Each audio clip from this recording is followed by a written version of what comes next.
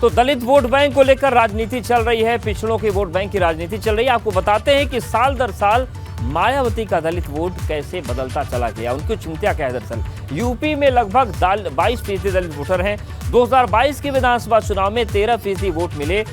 Vote प्रतिशत 1993 के बाद लगातार कम हो रहा है और सबसे कम रहा 2022 में बसपा को ये वोट जो मिला परसेंटेज।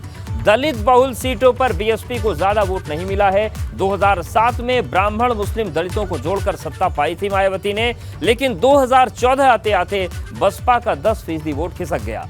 2014 के लोकसभा में बीएसपी को एक भी सीट नहीं मिली। 2019 के चुनाव में भी वोट प्रतिशत में इजाफा नहीं हुआ और अब 2024 के चुनाव में फिर से दलित वोट बैंक इकट्ठा करने की कोशिश मायावती कर रही हैं और यही वजह है कि उन्होंने सीधे तौर पर समाजवादी पार्टी पर हमला बोला है, क्योंकि जिस तरीके से उनको वोट बैंक हासिल करना है उसमें ये उन्हें एक कार्ड की तरह समझ में आया है। अशोक पांडे जी हमारे साथ जुड़ गए हैं, प्रवक्ता भाजपा। नाहिद लारी खान जी हैं, प्रवक्ता सपा। लालजी प्रसाद निर्मल जी हमारे साथ जुड़ गए हैं, दलित चिंतक हैं। आप सभी का बहुत स्वागत है।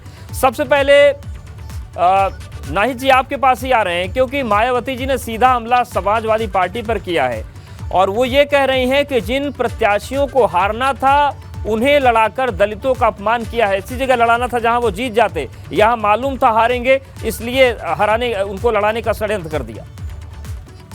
अवधेश जी, सबसे पहले तो जो आप बता रहे हैं कि साइकिल का तोड़ बसपा निकाले, तो साइकिल कहाँ से टूट सकती है? साइकिल तो लोहे की बनी हुई है, हम लाट रहे कागज का फूल तोड़ी है कि टूट जाएगी? तो साइकिल बहुत मजबूत है, एक बात। और दूसरी बात, जो आप मायावती जी हाथी से ज्यादा मजबूत होती क्या साइकिल? अरे साइकिल बहुत तेजी से दौड़ रही उत्तर प्रदेश में, सबसे तेजी से दौड़ी, इसलिए भाजपा सहित अन्य दल बीएसपी जो थर्राई और घबराई हुई है।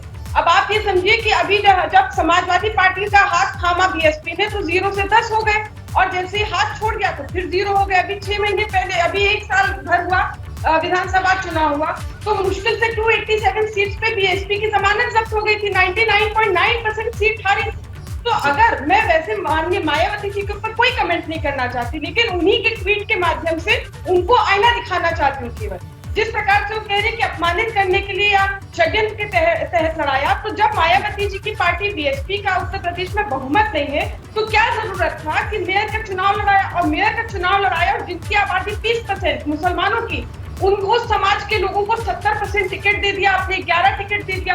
किस षड्यंत्र के तहत दिया? इस षड्यंत्र के तहत दिया ताकि जो है बीजेपी सारी सीटें जीत जाए। अगर ये षड्यंत्र मायावती जी ना करती तो निश्चित रूप से समाजवादी पार्टी 5-6 सीट तो मेयर की जीत जाती।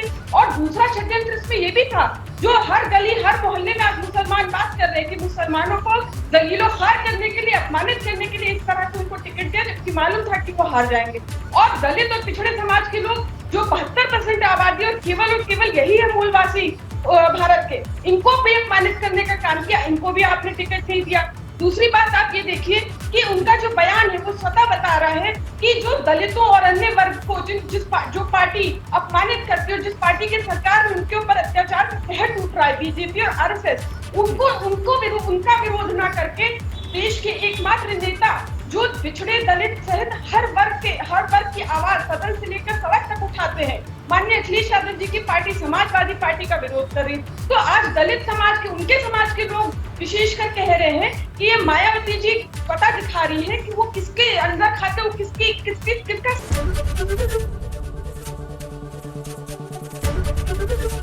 एबीपी गंगा, खबर आपकी, जुबान आपकी।